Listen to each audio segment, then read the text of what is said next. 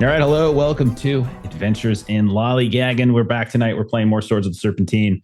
We got the full crew back together, and there's really only like one question I think we all are dying to know the answer to from last week, and that question is: Long, have you come up with a name for your Sorcerer's Cabal yet? Oh, I didn't realize I was supposed to come up with a new one. I thought we were going to workshop. You weren't you like the Hexers or something? Hex Crew or Hex? Hexy Boys. It was something very 90s. Hexy Boys. The Hex FL. Is that what it was? Something like that. The Hexy Boys. Oh my God, that's so good. Okay. Well, unless you come up with something better, it's the Hexy Boys. That's such a good one. Love that one. I'm a good person.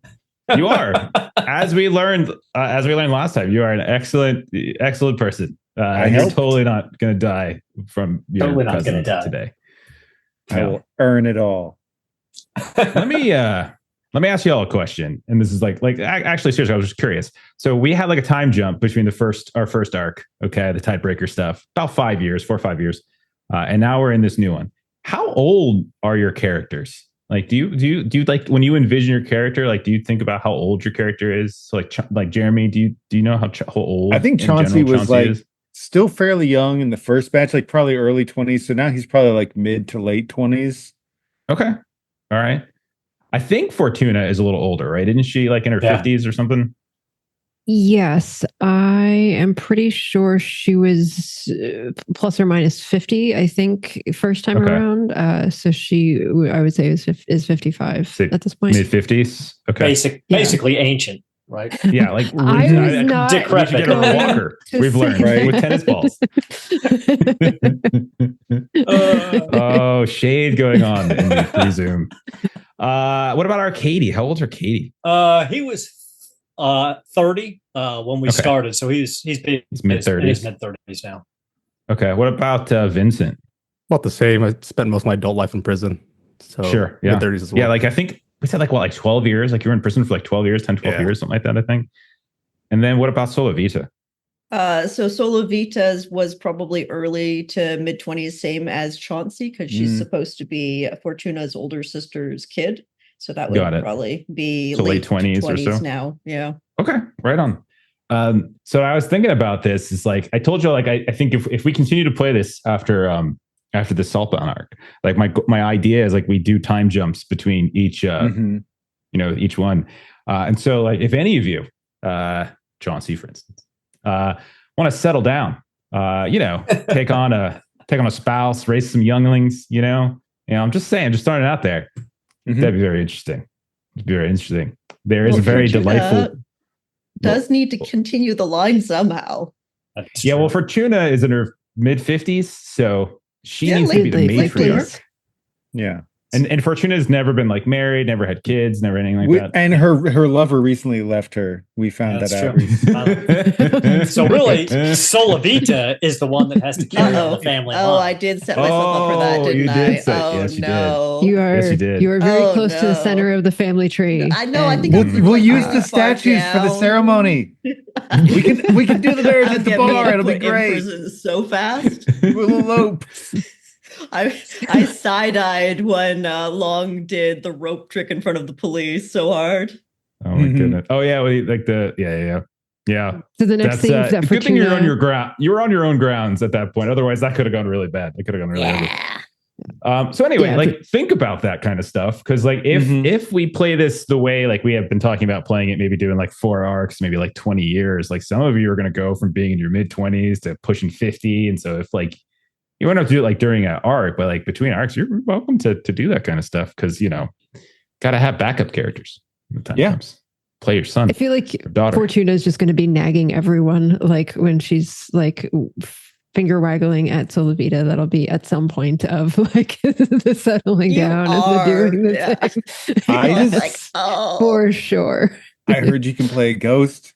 Somebody's going to kill Chauncey, and I'm going to play that ghost. And it's going to be great. And actually, Chauncey is set up perfectly for a ghost, because Sway is where they're at. The ghosts, really that's how their primary attack is through Sway. So, well, we know that there is at least one creepy ass ghost that is lurking about your manor somewhere. That we kind of just let roam free during tiebreaker. So we'll see if that ever comes back.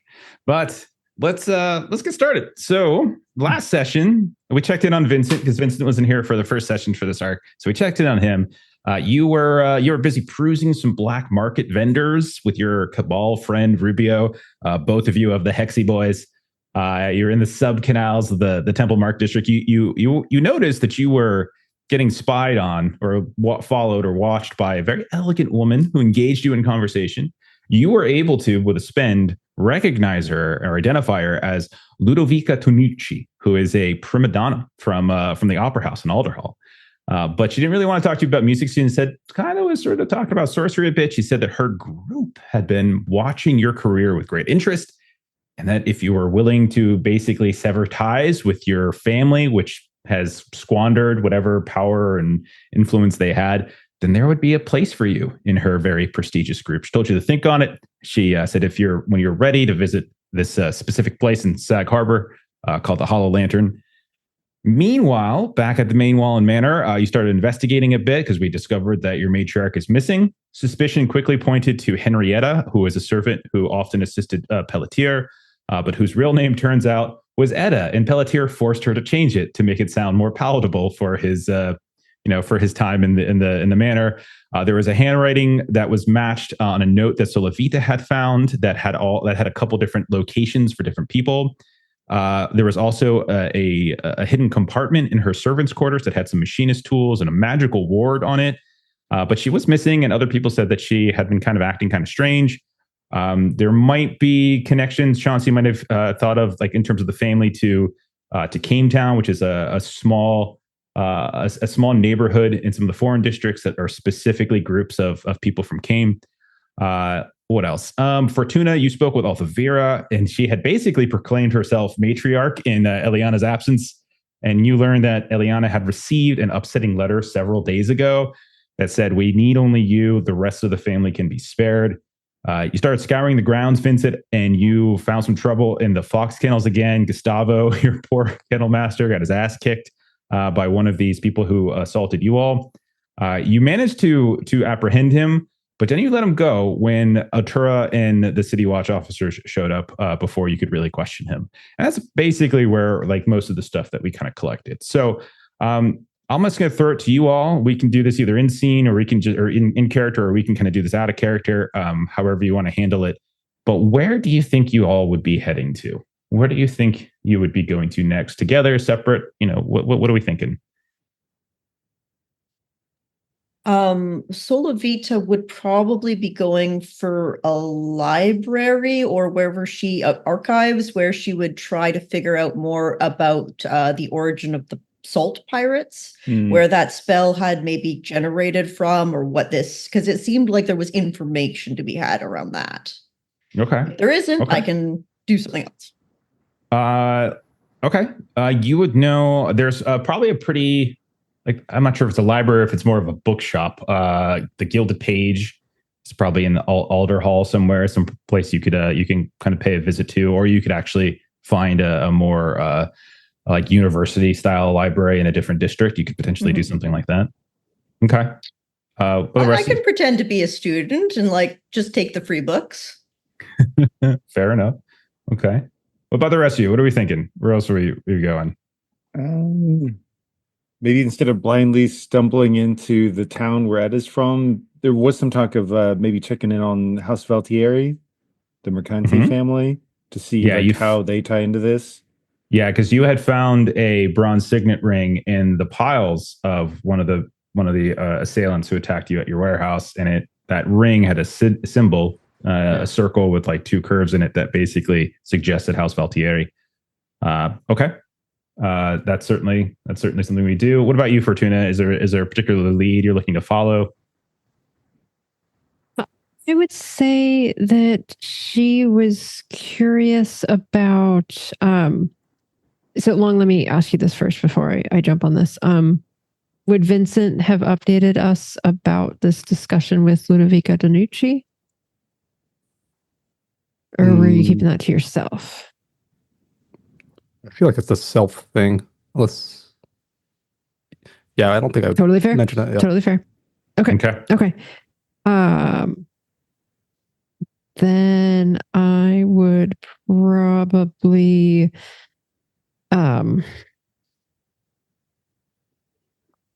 I was curious because there was a seal on the note that connected back to the Pirate King Falcone from the mosaic. Yeah, you've seen that. I think you've seen it twice now. There was something you saw. I think one of you saw was either on their clothes or a tattoo. I can't remember exactly, but you saw that symbol once before. Kind of reminded you of the flag that was flown by your Pirate King Falcone, Viscarin Mainwallen, which is what his original name was, but he goes by many names.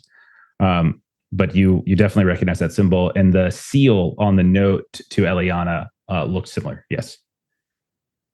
Okay. Yeah, so I think that she would, like, if there's any further reading that she can do with that within kind of the family archives or anything there, just like that keeps popping up again. And like, how did that sort of get revisited and, kind of brought to life? Okay.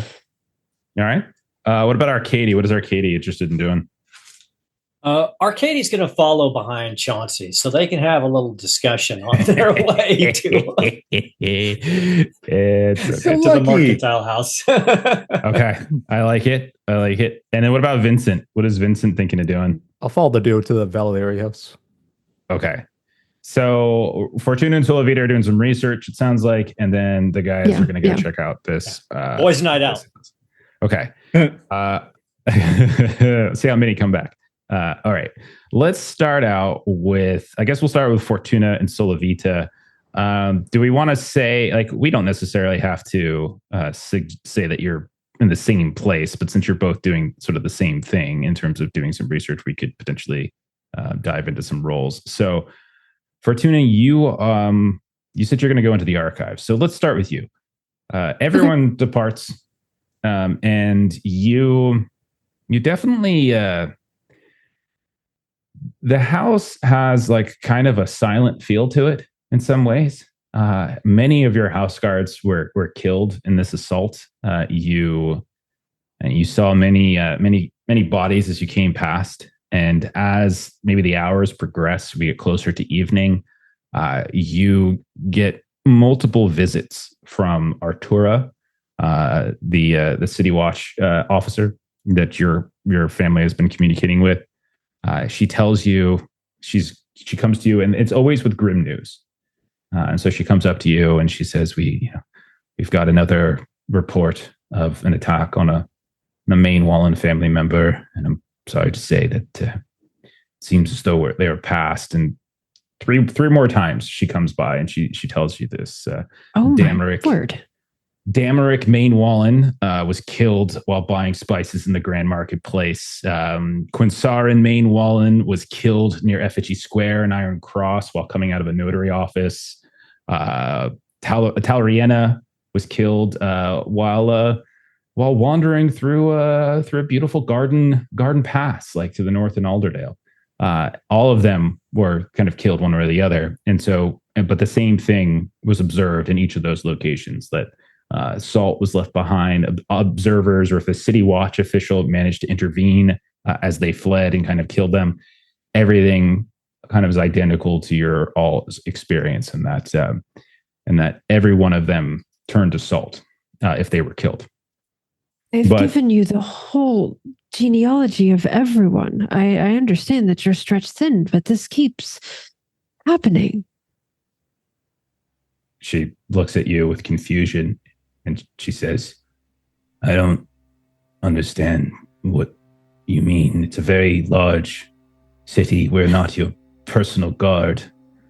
With the city watch, there are crimes. We had personal guards and they were all killed. Clearly your family has made some enemies. Perhaps you should do a better job of preparing your own house guard to deal with those enemies than casting aspersions on a city watch who is merely trying to follow up on violence that is now spilling into the streets across Eversink and endangering lives of innocent people who aren't a part of your history. And she kind of says it like it felt like you were casting aspersions on her and hers, and she's just reporting news to you. Oh, totally understand. And Fortuna's tired and feels like she's failing and is defensive and just, yes, we will hire and train up as many guards as we can as quickly as possible. If you have anything that you think you should share with us that could further our investigation, enemies that we might not already be familiar with, and she holds up a hand, and we have already questioned the Bonaventures. They are quite elated by your troubles, but we see no reason to suggest that they were involved with anything. No, you can see there was another one here that we could have captured and interrogated ourselves, and we turned them over to you in due course. We followed the laws. And that one, too, has, turned to salt in the cell itself. There will be no interrogation. Oh, my heavens. Now, you can see we were forthcoming with you, and we did not withhold. Forthcoming with me? Oh, I see. It's one thing to draw the ire of a rival family, and another thing to draw the ire of a group of thieves who wish to ransack your house for whatever plunder you have left. It's another thing entirely for your family to draw the need for assassinations across the entire city. I am as perplexed as you when it comes to the machinations of the families. You know where the motivations lie, and we often know what's coming. We are aghast at what has befallen our family. I thank you for the update. And she sort of composes herself. And as she leaves, I have every confidence in the City Watch. She kind of chuckles. I wish the feeling was mutual. And then she takes her leave. And so she interrupts you as you're trying to dig into some family archives of some kind, you said. All right. Yeah. So what are you trying? What's your goal here? Like, what are you trying to learn? What are you trying to or what are you going off of? Something like that. Yeah, just trying to see that there's, we had sort of kind of this section of the family that was sort of connected, like with the mosaic, and like, did we miss something? Did we miss like an offshoot of that family that still is like, because that's what she's been doing, is sort of like tracking down the family and tracking down like where everyone is, and just saying, did we miss a branch of this tree somewhere that would still have, kind of presence? Okay. Sure. So if you're digging into that, are you doing like forgotten lore? Is that like kind of what we're saying you're applying? Yeah, I think that's fine. I don't think any real role is necessary here. I think this is something you would get just with a little bit of time. If you dig further into the quote-unquote Pirate King, Viscarin Mainwallen was his birth name. And eventually, for unclear reasons, he departed. And apparently he, for a while, was essentially the head, the commodore of your family's like merchant fleet. And the story goes, as you learn, is that he stole many of your family ships, if not all of them, and turned that into his own kind of pirate fleet. His name changed. The Pirate King Falcone was the name he sort of sailed under. There's no specific reason to suggest that King was anything more than a colloquial term. You know that he eventually spent time or established roots to the north, as you know, from Arkadiy, as it does seem that at least at some point he had fathered some children there, which kind of blossomed into its own separate family, connected at a distance. And that's how Arkadiy kind of came back into the fold. But aside from that, you don't find any undiscovered tracks, undiscovered branches of the family line.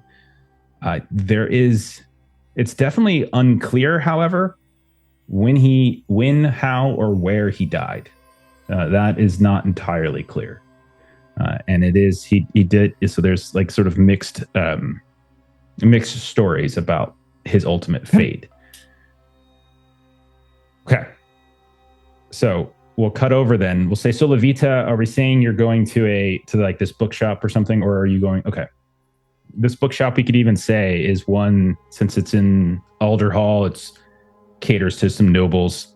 When you come in there, you can see it's not yet sunset. There are several people that are in various very comfortable seats, reading, drinking wine, drinking tea, and you sit down and you begin to work. So again, same question for you. Like, what is your goal? Like, what's your goal for this little excursion? Solovita's goal is to try to figure out, and maybe she also needs to borrow some of the books to do this, to the glowing tattoos that were on the salt pirates that she turned into statues in Chauncey's inn. Maybe we need to reference those, but she wants to see if she can figure out like the magic or the curse, or like the root of where this ability would come from, maybe. Okay. Or how to counter it even. Okay. So I would say, again, I don't think this is, giving your background specifically, I don't think this is anything that you would necessarily need to spend anything more than time on. I don't think it's necessarily something that would require a spend or a roll. But if you're starting to do research into these symbols, what you essentially learn, and maybe you take some of these books, you buy some of these books, however you want to flavor it is fine, and you retreat back to either the manor or your own lodging, if that is something you would risk doing, and you do some testing. I think it's probably something you would try to do, and it certainly seems as though, from what you can tell, the salt itself doesn't seem to be a result of any sort of sorcery that aligns with the collected knowledge of the various cabals in Eversink. It doesn't seem to be the result of a spell. You would suspect it's probably more the result of a curse, like something that has befallen the individual and that they are like hence suffering from, as opposed to someone cast a spell on them. In any kind of pile of salt that you find, there is like a residue of sorcery that is more familiar with you. And it certainly seems like protective wards are like fading away. So it's as if someone has cast a protective ward on an individual, and then once that individual dissolved, there is sort of like a half-life before the protective ward is fully depleted. And that's what you sort of sense as you run your tests.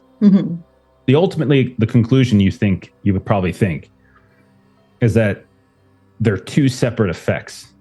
The second one seems to be trying to at least delay or somewhat counteract the first.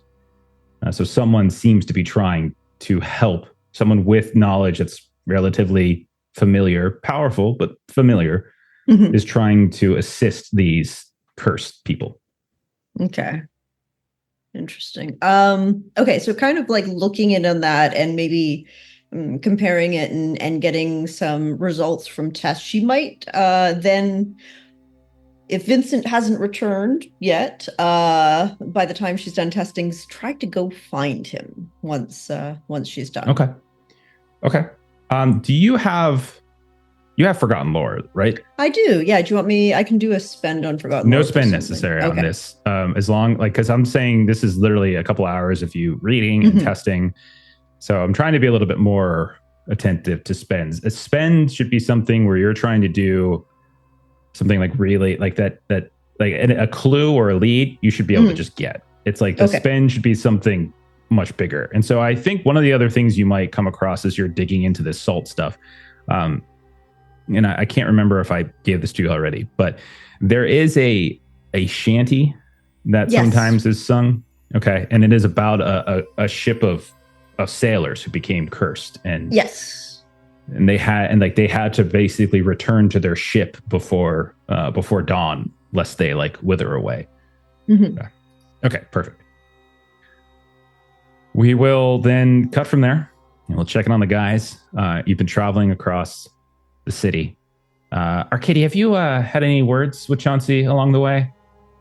Not yet. We're going to have a discussion here in a moment. Just a small talk, very small. Whenever we have a moment. Do we have a moment now? I would say you have a moment because you're traveling from your manor all the way back to like the Sag Harbor area. So you've got time. No problem. So Arkadiy comes up and is walking shoulder to shoulder with Chauncey. And he looks over and goes, "Dear cousin. Yes.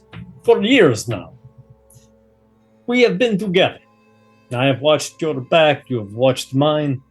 I want you to know something. I like you a great deal. You're so funny. And I think you're hilarious yourself. No. Your words, they cut like blades. And that I greatly respect.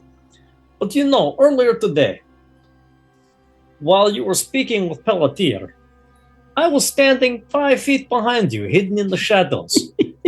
And I listened as you took my name. I did. Yes. Oh, no. This is all going to be rhetorical. You took my name, and then you acted the fool with my name and allowed him to treat you like dog in my name. Now, for me, this is difficult because reputation is everything to me, and my job is to kill.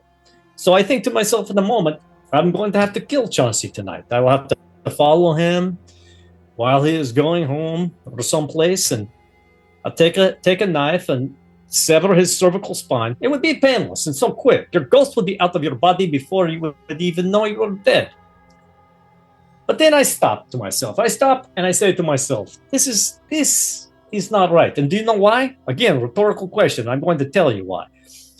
My babushka, before she sent me to this pisshole city, she says to me, Arkadiy, sweet boy, Arkadiy, Manuel and family, our line in Eversink is so weak. They are so decadent. They are so broken. You must go. You must go there, and you must protect family. She says, protect family, not protect family members. I read between the lines. My job is to prune the tree of Manuel and family to make it strong again. So I think to myself, does Chauncey need to be pruned? But then I say, no. He has been part of Fortuna's team, and I have believed that Fortuna is the greatest asset to the family. But there are 3 who must be pruned. Eliana the crone, too old. She does not lead family correctly. She has allowed us to fall. Altavira, 2, must be pruned. She is weak and ineffective. She would see our family slip into nothingness. And Pelletier, whose arrogance and approach throughout the city makes the family hated by all. But you know why all of them still live?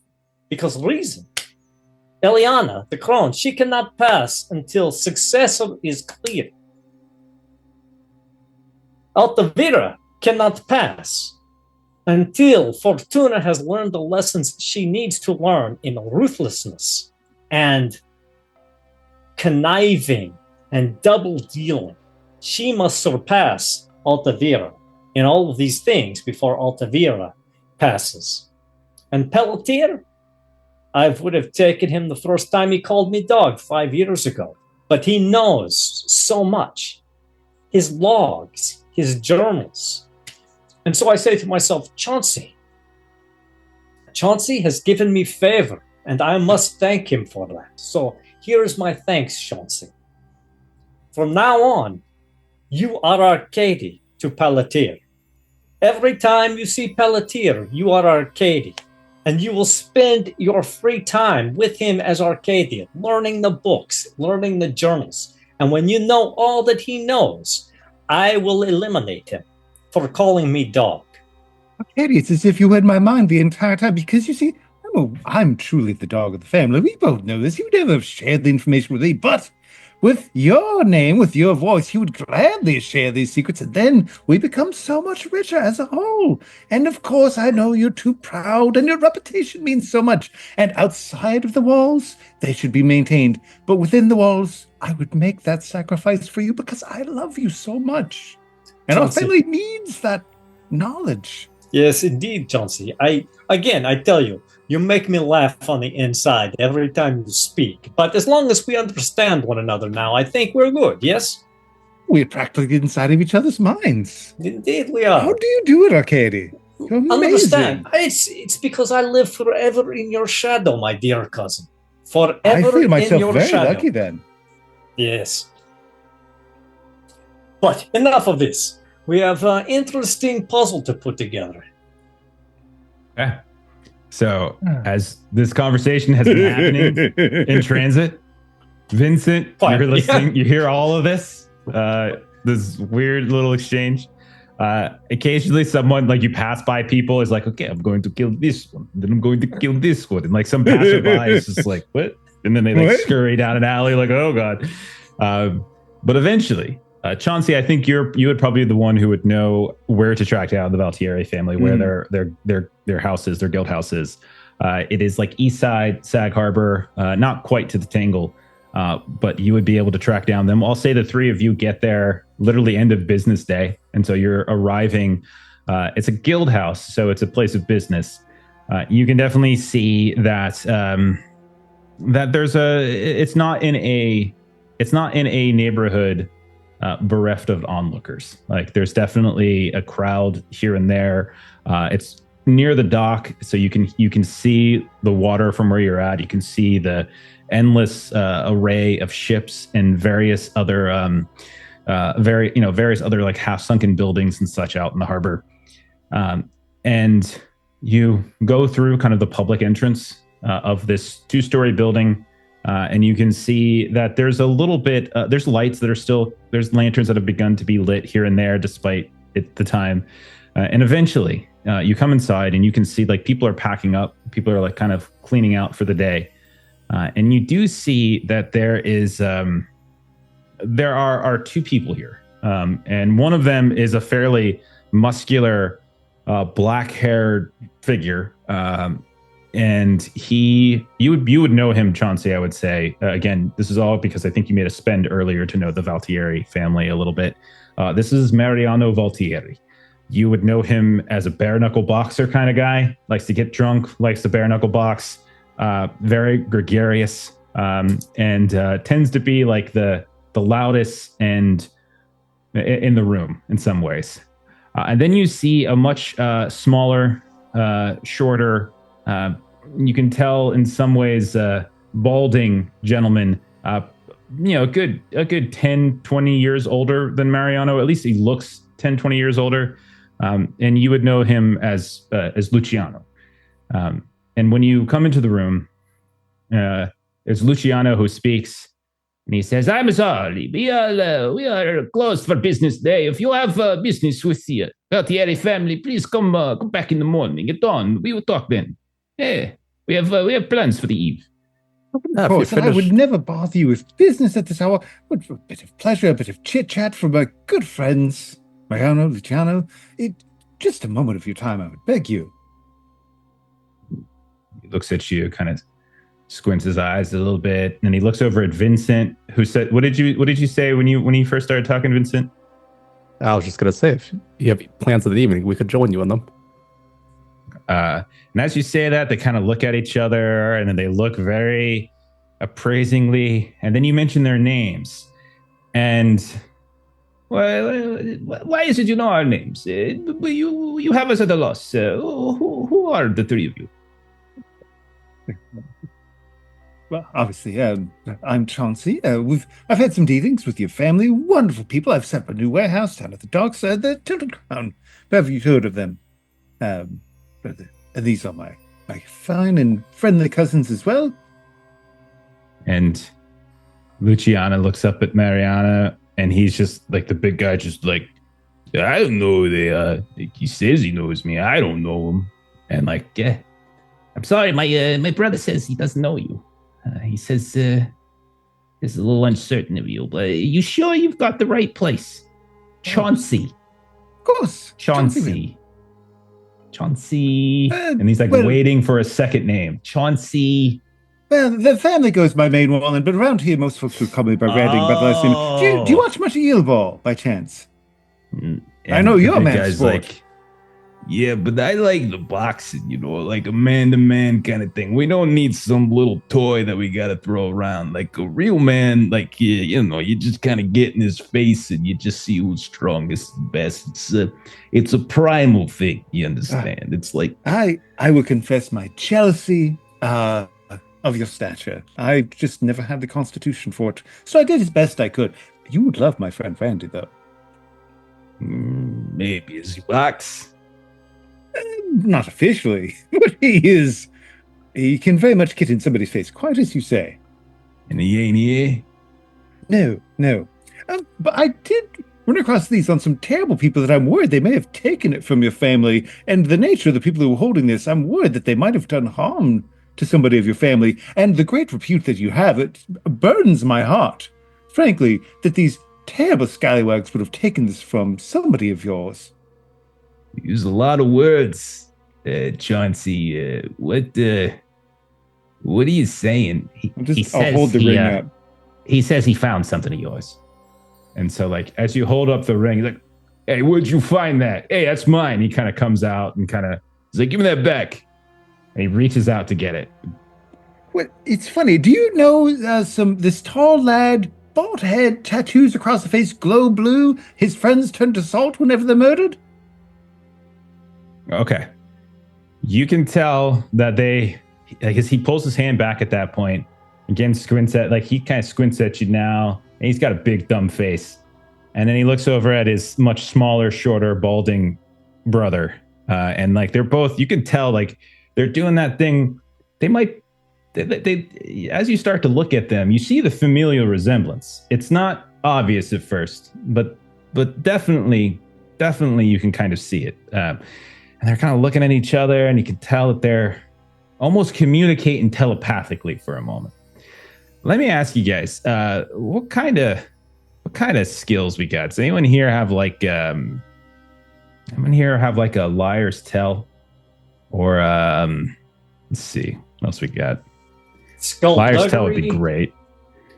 Skullduggery, prophecy, vigilance. That's about it for me. That would potentially come into play. I would say if that's what we've got, vigilance, you would definitely tell they reacted in a way that suggested the description that Chauncey provided resonated with them in a way. And so you can tell, like, they're like kind of looking at each other. It's a moment where like they certainly were not. They called you out on other things, but this didn't seem to have that same kind of like, well, what the hell? No, I never saw anyone like that, et cetera, et cetera. And so there's like a long pause where the two of them look at each other, and then Mariano looks back to you and he says, "Yeah, I'm sorry, man. I don't know what you're talking. That could be like any like 20 people out here. It's 30 people. You know how it is, man. It's like the nursery rhymes and such, man." It's funny you say that, because it very well could be, because funnily enough, there were probably 30 of them in a coordinated attack across the city. Now, I know at the moment they came after our family, but if they're holding this and if they would come after us, what's to say eventually they wouldn't also turn around and come back to you? And I know you don't remember me, and that's fine. I'm a nobody. No, look at the business you people have. Why would you worry about me? But I worry about you because you've done so much for me, and I don't want anything bad to happen to you. So perhaps we might pool our resources, deal with this together like family. You you're using all them words again. Like, what do you want from me right now? Can we just like pay you for the ring? Like, that seems finder's fee is something reward for, I know you main ones are kind of hard off, so like we can give you some coin. Lucci, we got some coin, right? I think we can give him some coin. Yeah. Excuse you. The ring is evidence. I'm not there.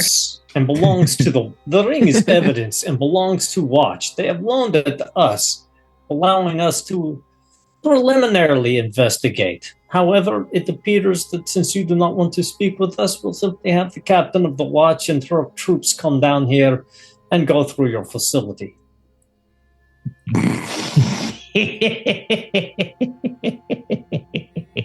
The little guy just laughs. You think you're going to get the Watch to go through our facilities? Perhaps your mercantile house has been indicated in attacking a noble family. You think the Watch cares about a noble family? You all don't pay their salaries. We pay their salaries. He just puts his hand on the big guy, and the two of them are just laughing at this point.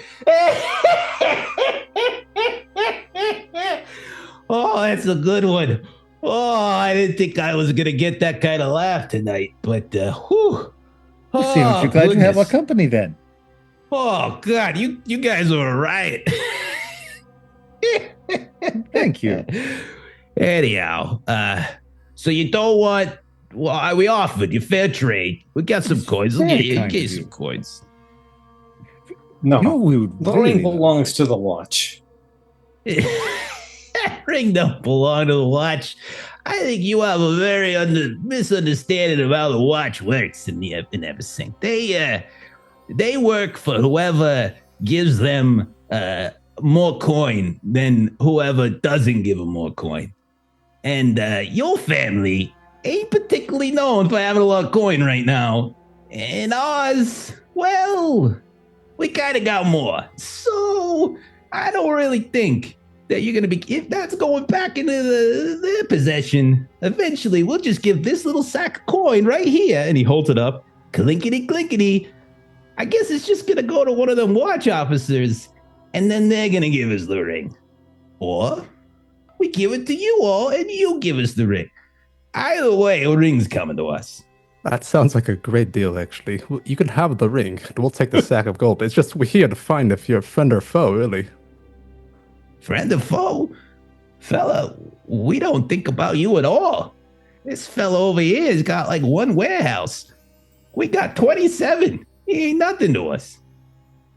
Are there potentially names I could drop since I have a rank of mercanti of like, I know myself, I'm small, but like, I am trying to work a network of people and they speak highly of you. And so I hope you'll forgive me. I know I'm small, but your reputation speaks volumes. And we really did think we could come to you. You're such an esteemed family.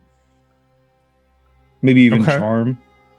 Well, I mean, if you want to make a spend to really sway them here, I would be down for that. Because threats, like threatening them with the Watch just isn't going to work because they have more sway with the Watch than you guys do.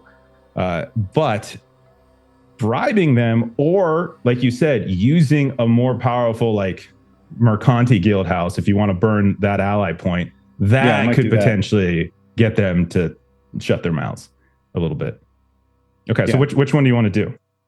I feel like it feels appropriate to spend the Mercanti spend and Give me what's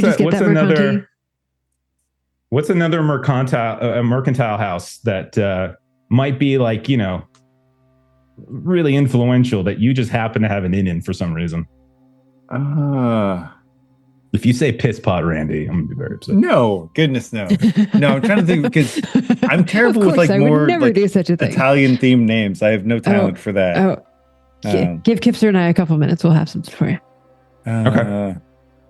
I'll just pause the stream then. That's just we already have the Vespucci's. Sorry, the link is in Discord for you, Jeremy. Okay. Just scroll through that and find what. Oh boy. Okay. I'll think of something. Okay. All right. We'll put a pin in it. Goldstone. Ooh, Goldstone. Goldstone I thought was pretty Ooh. good, yeah. Goldstone. That doesn't sound Italian. Well, it's medieval names, not necessarily Goldstonio. All right. Goldstonio. Whatever. Jeremy, think about the name. You drop the name. And he's. But wait, what? Erogno, the spider. And he's like looking at you suddenly, like he's looking at a different person. Well, how do you know about the? How do you know about the spider? Well, the funny thing is, I actually know very little other than what I need to know, and what I need to know is usually very little. The funny thing is, we have these crates that my men always assure aren't opened, and they're delivered very timely and efficiently. And so we've gone to a certain amount of trucks. You guys got that contract? You got that contract? Your Peasley One Warehouse Dog and Pony Show got that contract? I've worked very hard. I'm trying to, network, as it were. And again, I've heard nothing but wonderful things about the lot of you. I figure if Erogno speaks well of you, surely you're people that we can turn to. All right. Tell him what he needs to know, Mariano. And like Mariano looks like, yeah, I don't know if that's a good idea, Ludi. Tell him what he needs to know. I really don't think tell him what he needs to know. Yeah, okay. Yeah. So, like I'm gonna get my ring back out of this, right? If I tell you what I know, right? That's the deal. I think Vincent and I very much agreed to the offer of gold. Well, like the thing is like, I saw them. I saw the guys you're talking about. Like, they kind of smell real bad. They smell like they just went for a really long swim in like a really dirty part of the ocean, kind of like that. But yeah, we had a bit of a run-in, you might say. We were gambling down at the docks a bit, and I got a little in over my head. I made a couple bad bets. I was a few into my cups and everything, and I didn't really have any more coins on me, and they said put the ring up, so I put the ring up, and I lost. But those sons of bitches didn't give me a chance to win it back. So yeah. Anyhow, well, there you go. You happy now? Yes, indubitably. Okay, well, he's got the mind for questions better than I do. Holds his hand out, like his big giant hand. Like this is a big dude. If you haven't picked up on this, Arnold Schwarzenegger and Danny DeVito is what we're after. Yeah. He's holding this big old hand out to you. And he's like, "Gotta get my ring back now." My dear cousins, I'm terribly worried that I think we were accosted by more of those knaves on the way here. It's my responsibility. I'm terribly clumsy. Whilst you bravely had them up, I fled for my life like the coward I am, and I dropped it. I'm so sorry. I lost it. You literally showed it to us when you first got here. I just love to talk. I just love my own voice. I'm sorry. And so he's got the thing in his hand, and none of you, unfortunately, have liar's tell. But I will say this, Arkadiy, like you've been watching and you're observing them, like that key, something's nagging at you, and like there's just something they're not saying. There's like you could tell that there's more he probably could have said, but he's just reluctant to part with it. And now that he's got the ring in his hand, he's like, well, you guys have a good night, all right? Lucci, give them some coins. Let them go buy themselves a beer or something. And so Lucci comes over, holds this big bag up in front of you, Vincent, as if he's going to give it to you, but then pulls the drawstring, reaches in and pulls like 3 or 4 coins out and drops them into your hand. There you go, kid. You have a fun night. Yeah, we appreciate it. Okay. All right. And you're definitely getting the vibe, Arkadiy. These guys are not telling the full tale.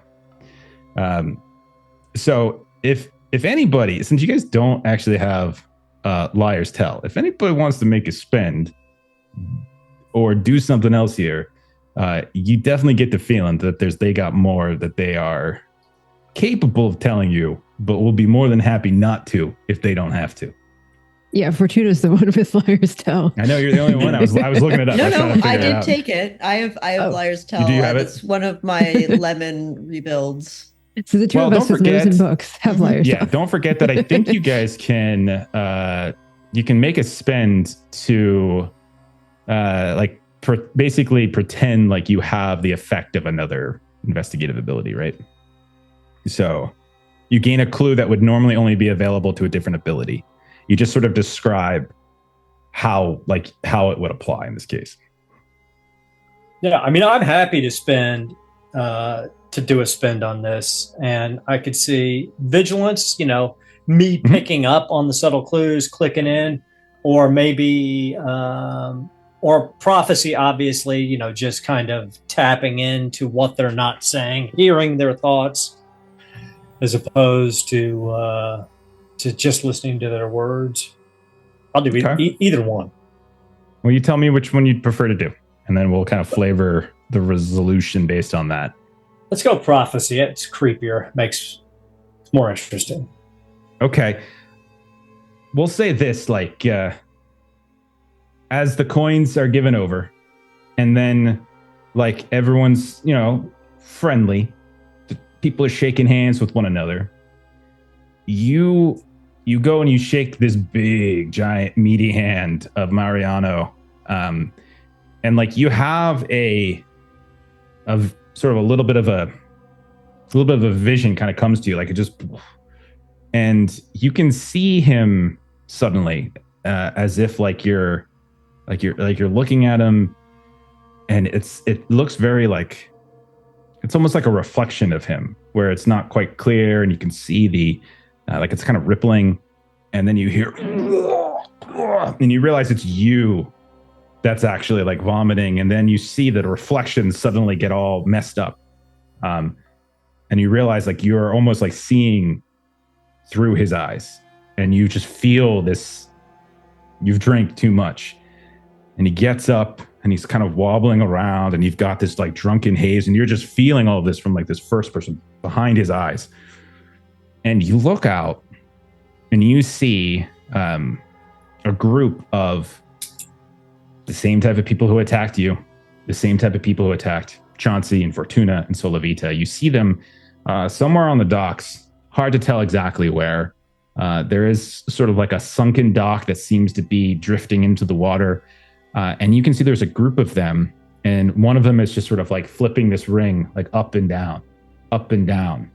And they're talking to somebody else. There's this sort of ornate rickshaw that is right next to them. And one of their group is communicating with another figure. And as you stumble forward, you just kind of you can feel yourself stumbling forward and yelling and shouting and stuff like that. And you can see one or two of them turn around, kind of pull a weapon. And then you're hey. And you see who they're talking to as they turn and disperse a little bit, and they start to surround you they're going to attack you. And you see this beautiful woman,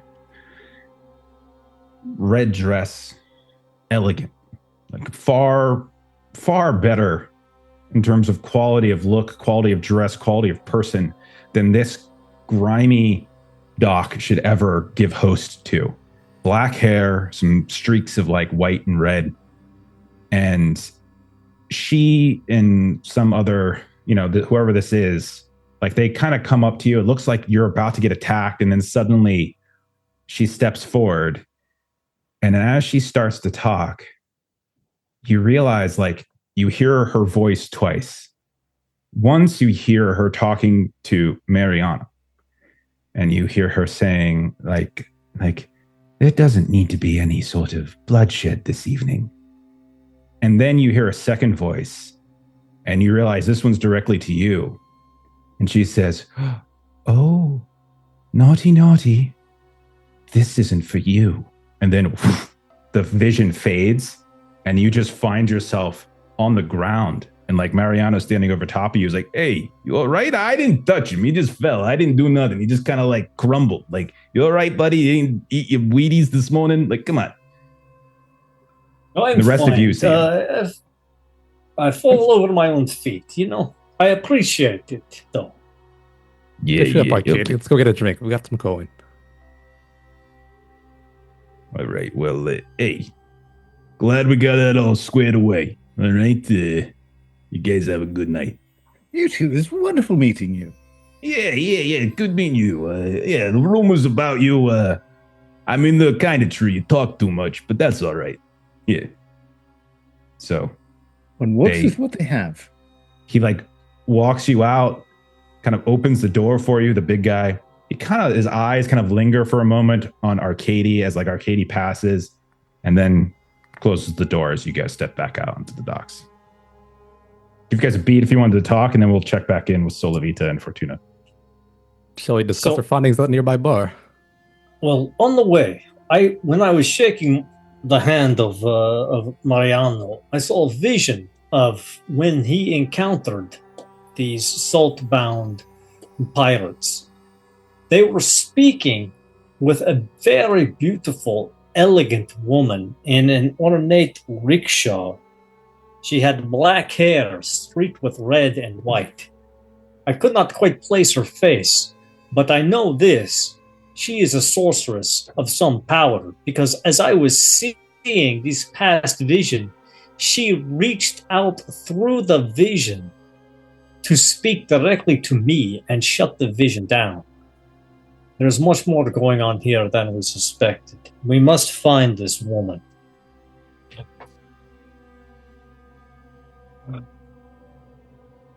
Well, a sorcerer. Not That's only all I that, can assume. Vincent, but as he describes her, red dress, black hair, beautiful but hard to place the face, streaks of white and red. You've met this woman. At least. Oh my. Yeah. Okay. All right. So you guys are going to go get some drinks somewhere and sort of talk it out, or did you have a plan, Vincent? I've heard of a nice pub in the Sag Harbor. I'll look for the Hollow Tavern. Hollow Lantern. Hollow Lantern. Okay. We'll say the three of you then start venturing over to Hollow Lantern. It's not that far away. And we'll cut back to you guys in a minute. Okay. Fortuna and Solovita. We'll say sundown comes. We're into the night. What do the two of you want to be doing? I was going to go out and find Vincent. If I happen to find Fortuna first, I can pull her along if she doesn't have anything else to research. Yeah. We can say you check Vic at the manor first. That's fine. Yeah. Great aunt. Niece. Yes. Niece, what have you found? So it's, you see this magic here. It's like the composition of it, and she goes off into sort of a scientific way over sort of study of the composition of magic that was required to build the salt and the protective warding as a dual layer spell. And then also I did find out about the little shanty. I think we've talked about it before, but I can't quite remember if we did quite as much. But it talks about pirates in the salt getting left behind and dying, and I don't really know much about it, but I don't know when it was created or anything like that. We should definitely. I agree. We should definitely look into that. Unfortunately, in the time that we have been doing our investigation, another 3 of our lineage have lost their lives. Okay, well, maybe better to travel together. I need to go and check with Vincent. He's a little bit more knowledgeable on the magic on things, and I wanted his opinion. Would you like to travel with me? We should definitely not be traveling alone. I agree. I think we should probably do some more research in that shanty and see what information we can gather. Here's some books that I stole from the bookstore. You don't know that I took them. And Fortuna just gets this look on her face that we've had this conversation 50,000 times, but now is not the time for her to scold you. So you just, all of that goes off.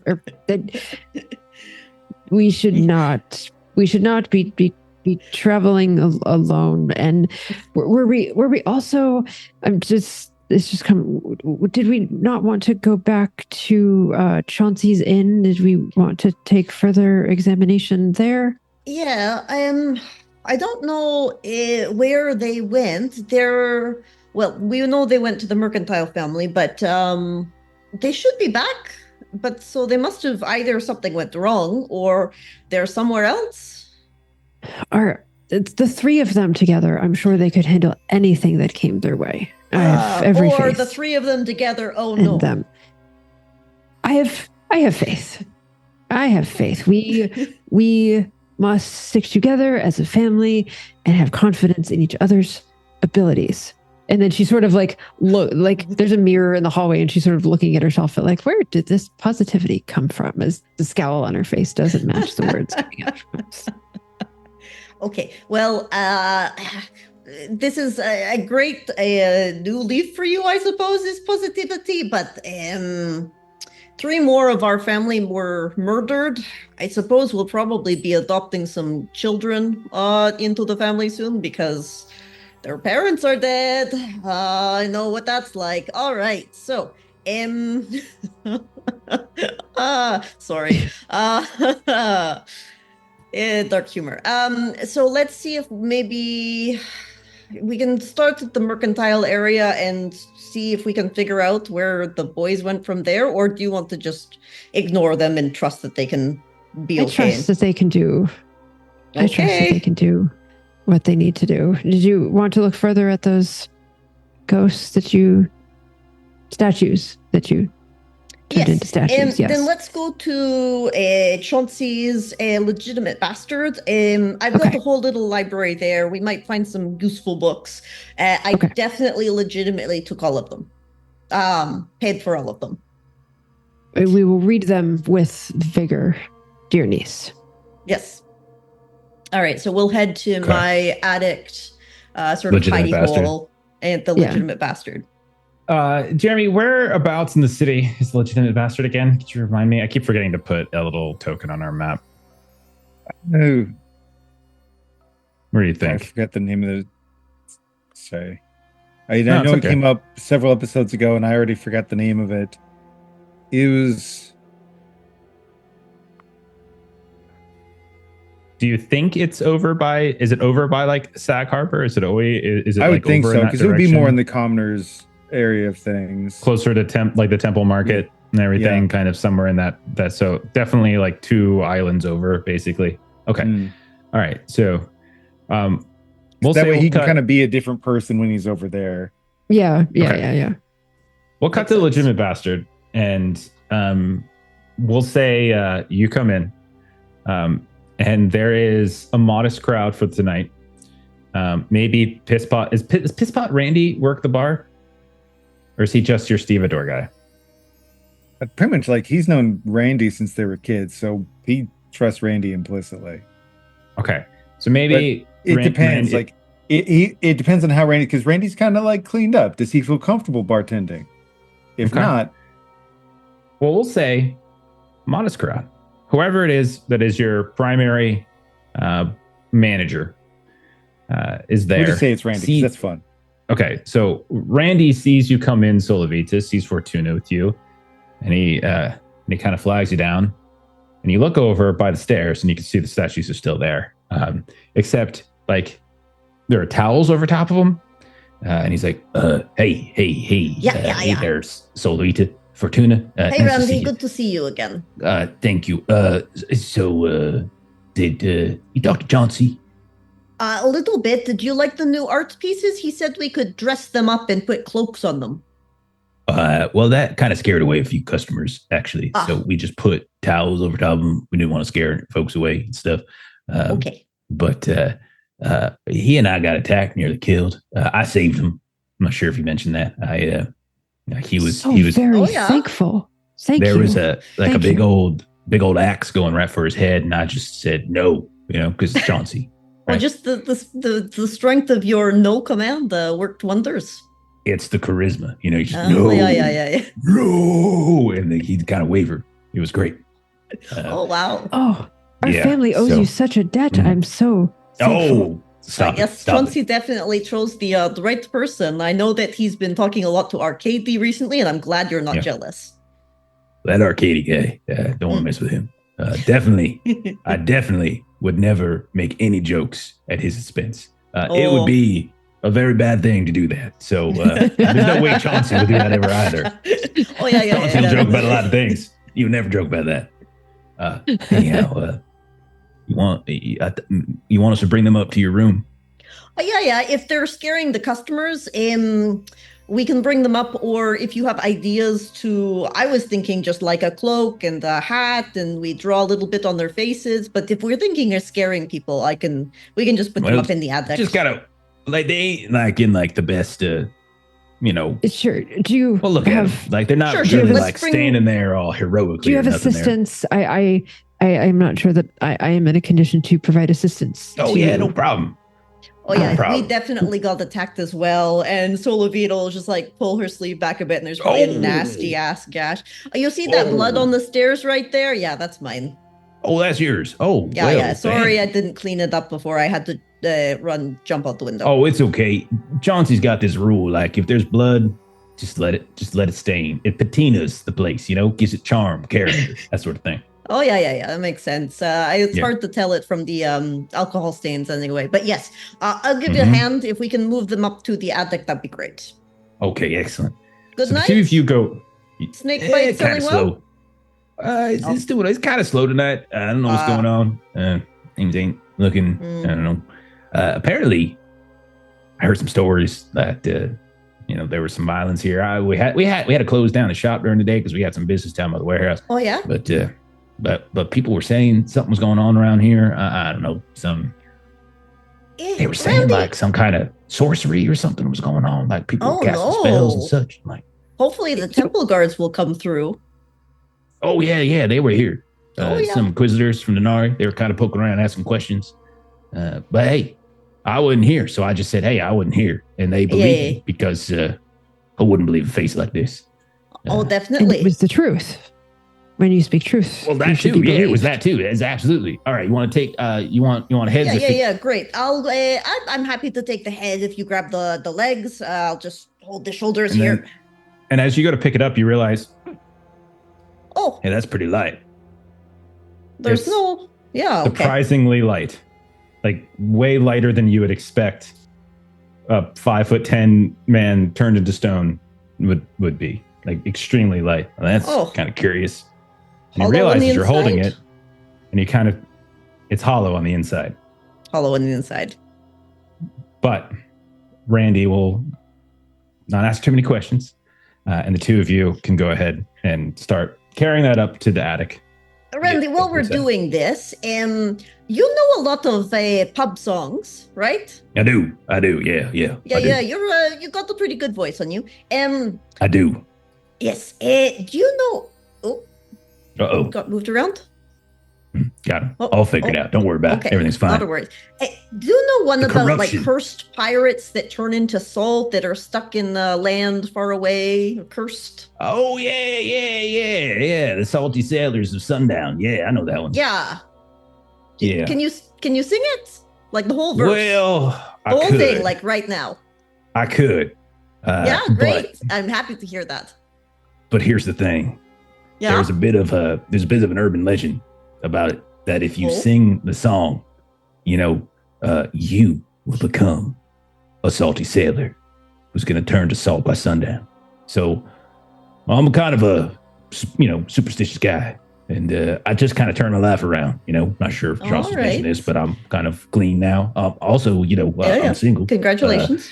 So but here's the question.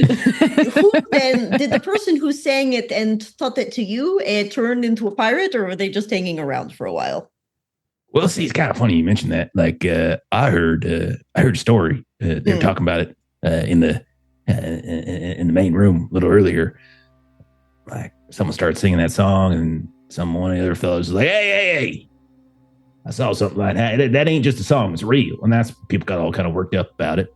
Oh. So apparently, a couple days ago, there was some kind of new sailor crew showed up down in Sag Harbor. They were kind of trolling around, acting all tough. You know how they are, right? Yeah. And they got into kind of a little bit of a fight or something, and got into a brawl. And dagnammit, a few of them sailors didn't apparently turn to salt. Now that's what the story was that I heard earlier. Now I wouldn't have believed it. But Chauncey and I today, Well, when Chauncey nearly died and I saved him from certain death, and I put my powerful fist through that man's face, it just went through Salt and he just crumbled down to dust. So maybe there's something to it. Oh, definitely. That's fascinating. Thank you for letting us know, Randy. I'm a fascinating guy. Yeah. Definitely try not to sing it then. We want you to stay here and not become a salty pirate. You like having me around. I get it. Yeah, I'll get you. All right. Okay. And so we'll say he helps you. Go ahead, Fortuna. I would like to imagine when he said, "I'm single," like as like he's on one end of the statue and Solavita's on the other, and Fortuna with her face is behind Solavita, looking at Randy, like. So he definitely gets that, like, I am single, and then his vision carries forward and he sees. Sometime later as you all are studying, maybe Fortuna comes down for drinks, or he brings up like drinks and food to you while you guys are studying. He talks to us like, hey, Solavita's single. She seen anyone? You know, we're about the same age, I think. You know? I'm sorry. I mean, I look like I'm 50, but I'm actually just 29. I'm sorry. Did you Hard just living.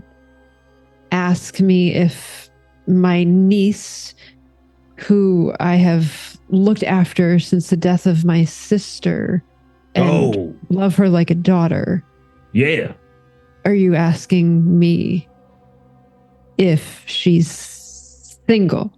Yeah, she seen anyone, you know, got anyone special? Do you... And I know I have a smiling face. Fortuna does not have a smiling face. I know, it's hard not to crack at this. Very but much Completely, resting. he doesn't notice. And that usually is enough for her, that people just see the face and very he's an quickly idiot. are Sorry. like, oh no, never mind. And then she thinks about Solavita's earlier comment about how like all of these Maidwallans are dying and we may need to like adopt in family members. And then so like you see this very like stuck on a lemon face. And then you sort of see the wheels turn as she looks back to Solavita. And then she looks back to Randy. And then Gives you a big grin, a couple of his teeth are missing. This ever so slight grimace comes on her face. Mr. Pot?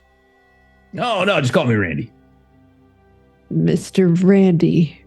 Wait, no, you don't. No miss is necessary. I don't really stand on ceremony. Sure, you don't. No. Yes, Mr. My name's not even Randy. That's just what Chauncey calls me. So might as well just keep going. It sounds good.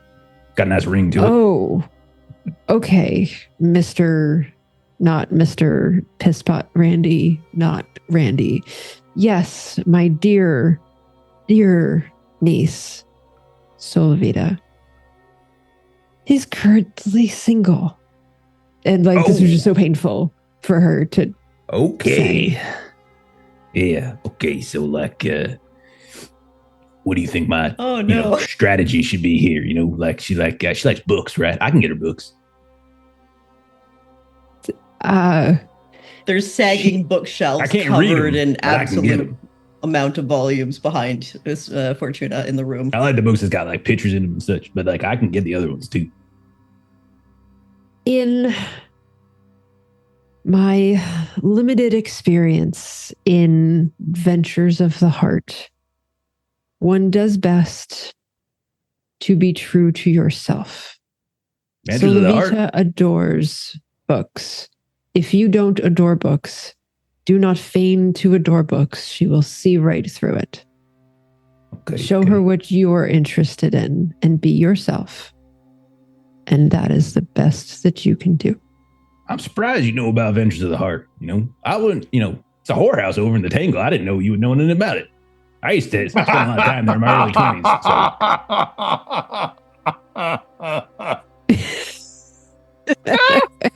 And that we can Jeremy, thank you for introducing Great. Not happening, but it is funny. Way too much fun. This is way too much fun. Oh, shit. Adventures of the Heart. I just immediately thought, that's a whorehouse he's been Yeah. for sure. That's definitely a brothel he's been to. Just be yourself. Yeah. Okay. We cut back to the guys. Not that far of a walk. Vincent, you know the name of the Hollow Lantern. You ask around. You kind of get pointed. And you find a very unassuming looking tavern. Really nothing particularly about it that stands out to you. Definitely got like a rough and tumble crowd outside. You can see there's a couple fist fights going on near the docks. It's definitely kind of got it has like kind of a cheap or a lower class kind of vibe to it. Again, it doesn't seem to like align with the woman that you met, nor does it, Arkadiy, with the one that you saw in your vision. This definitely looks like the place where old Piss Pot Randy would probably be hanging out, right?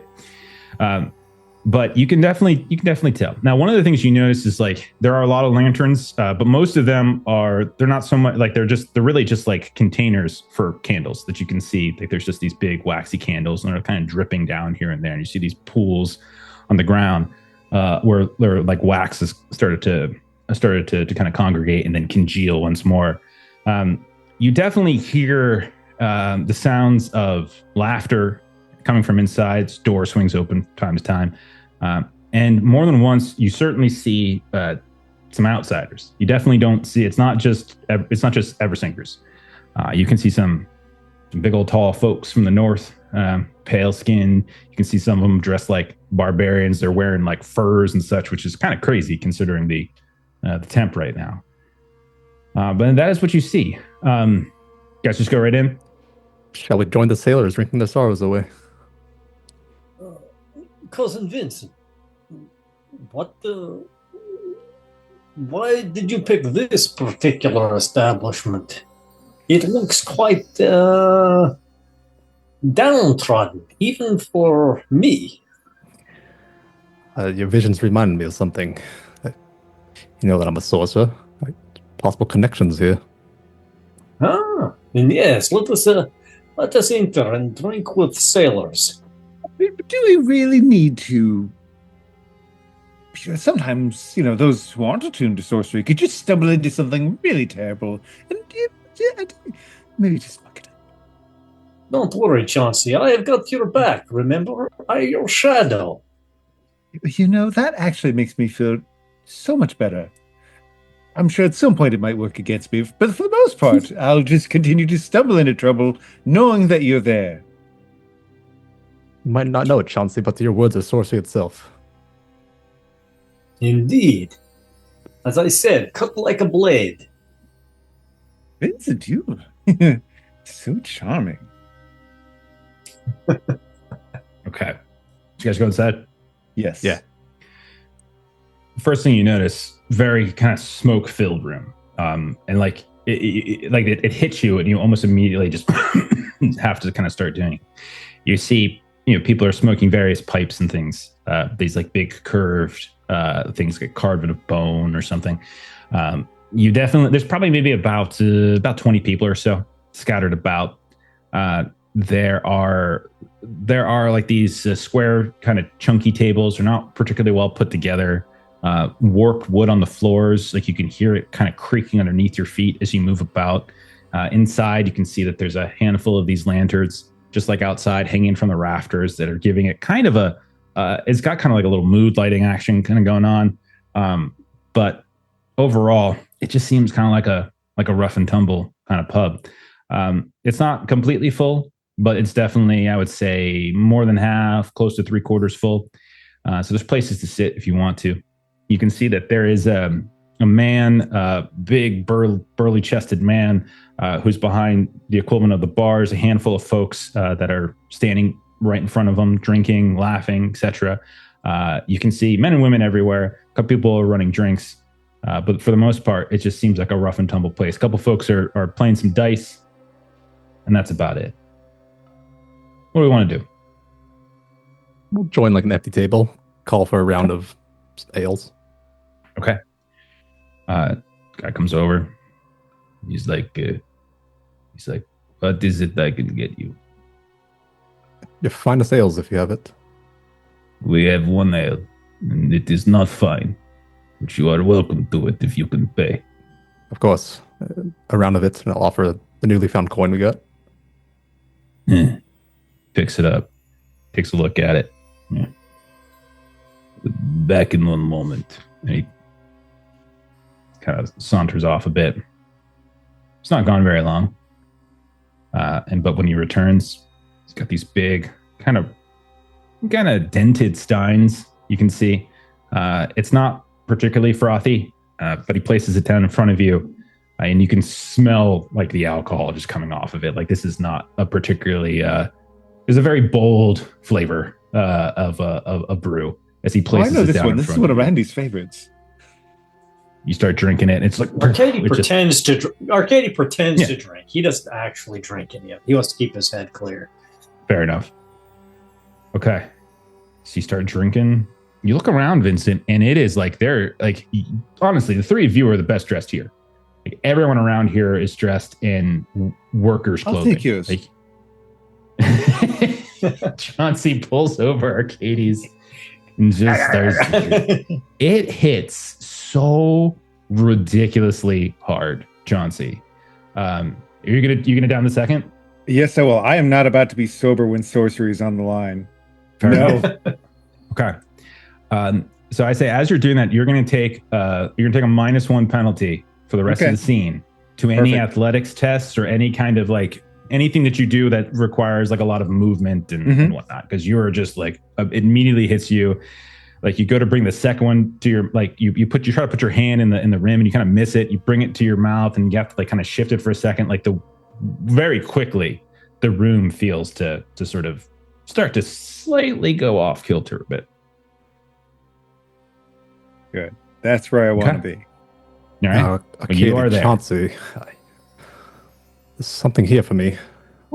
I'm sure you guys can handle yourselves, but what's about to happen is unknown.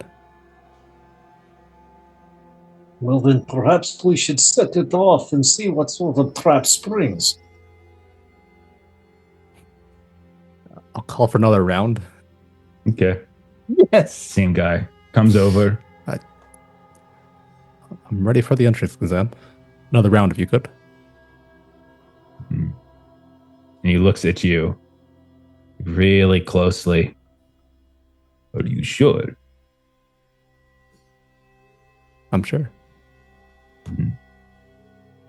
This will need to wait. They cannot come with you. When he said these, what did he point at? Chauncey and Arkadiy. That is fine. Go. He like motions you to follow him. I'll follow. Okay. And then before he gets too far, he'll speak over you, like through you, towards Chauncey and Arkadiy. Do not follow. You will not live if you follow. I'm quite happy here. If the goddess wishes him to return, he will. If she does not, he will not. That is the way. He knows what he's doing. Arkadiy's just around. watching everything. Like he wants to see if the guy does anything special when he approaches the door, like any kind of weird little locking or anything like that, in case we decide we have to charge down there and risk it. Okay. So, He takes you past the bar and he brings you down the hall. All of this is within visuals of Chauncey and Arkadiy. Probably a little blurry for Chauncey. But Arkadiy, you see it all. And he comes to a wall, not even a door, just a wall. And you see him just sort of rap with his knuckles in a couple different places on the door. And then he turns to Vincent and he says, "Go through here." And the wall is still there, Vincent, but he is pointing to it and motioning you to go through it. put a hand on it, see if it's solid. Your hand just fades through it, like just kind of pushes through it like it's not even there. I'll continue through. And so as you continue through, you disappear. And Arkadiy, and maybe Chauncey, maybe you attribute it to the booze, but Arkadiy, you see it. And he just disappears to the wall. And then the man knocks and raps on various places and then returns back to his post at the bar. Arkadiy will approach him just briefly. Yes. My friend, we of course will not follow. We were simply escorting our dear friend here. However, do you know how long we would anticipate that we would need to wait? My other friend might well drink me out of my entire purse, depending on how long we will be here. If he passes the exam, he might return at dawn, or never again, if it is his choice. If he fails the exam, he will not return at all. Is understood. We shall wait then for time and see. Okay. So, do you go back to the seat with Chauncey at this point? Yeah. And he very quietly relays that information to Chauncey. And he's like, I do not know, my dear cousin. We must trust in Vincent to find his way through this, I think. If we charge in now, we may upset whatever his plan is.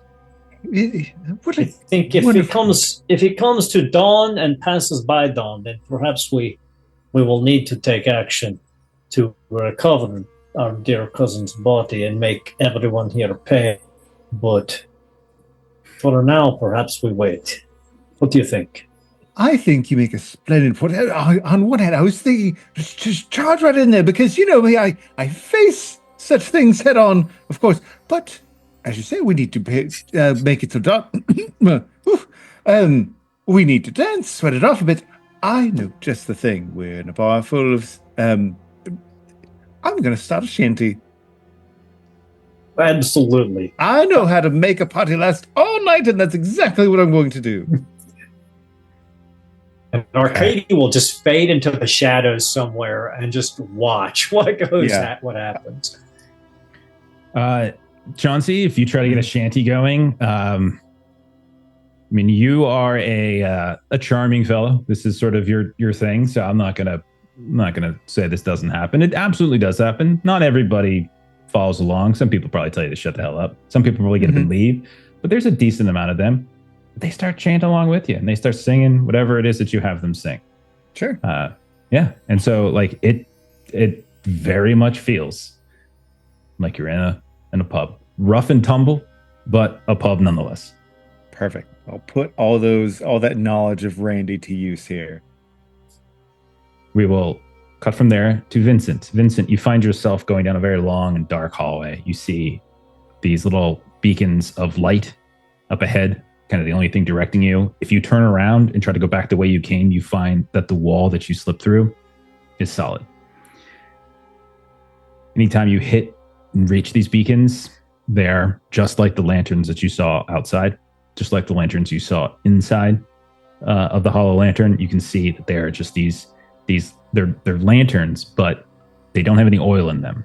They're just holding, almost like as if they're not using the correct purpose, these chunky, waxy candles that are burning and dripping, and you can see the gross on the ground.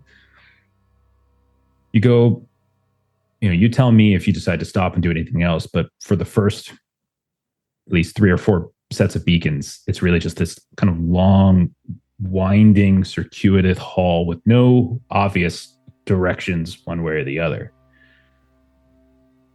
But I'll mostly follow the halls and just listen if there's any noise that I can discern. Yeah, you do. You hear water. You hear like this like sloshing of water that just seems to be on the other side of these wood paneled walls that you're crossing past. You don't see anybody else. You don't see signs of anybody else. He's on, like, everything on the floor just seems like regular scuff marks. Is really kind of unremarkable in many respects. Same with the ceiling. And eventually you get to a stair that goes down. The stair is this kind of sort of grimy, discolored, almost green tinted stone. And you can see it descends into relative darkness, but you do see like maybe a flight down. There is a glow, as if there's like another set of lanterns down there. I'll descend. Okay. As you descend, and once you reach the last step, you see the room opens up. And there are, again, lanterns, this dim glow all around. It's like octagonal in shape, this room. And you see there are 4 large lanterns hanging from the ceiling that are a little bit bigger than the others. And then you can see that on the ground itself, there are these big mounds of caked up wax that are just standing there. They're like the size of your head, basically. That's how big they are. And you can see there is no other entrance or exit in this room. You hear the sounds at some point of a voice chanting, like, and then you hear, and you look behind you, and it looks as though something has blocked off the stairs going back up where you came. And you find yourselves in this octagonal room with these 4 mounds of wax. I'll go up to one of the mounds, just take a look at it, see if there's something inside, if it's still melted. It's just this sort of off-white, discolored, kind of ashy in some cases. But as you come up to it and you're looking inside, poking it here and there, you see it stir. Like,